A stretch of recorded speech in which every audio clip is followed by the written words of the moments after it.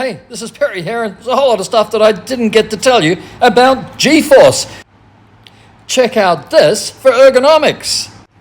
I start way over here on the right and end up way over here on the left. What was that? Have a look at that again. We're going to do that in slow-mo.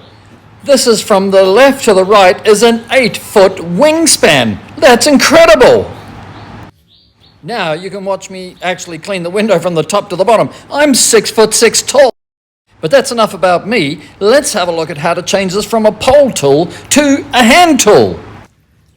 Firstly, you need to disconnect the tube from the pole and then connect it to your own tube so that it's independent. Then you can disconnect the brush and use it as a hand tool. Now you want to put it back as a pole tool, just put it back onto the pole and reconnect the tube to the pole, and then just click through on the tube runners so the tube stays with the pole while you're cleaning.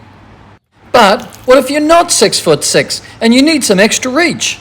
No worries, just open the cam lever, slide it and lock it again, and you've got yourself an extra 6 inches to clean with.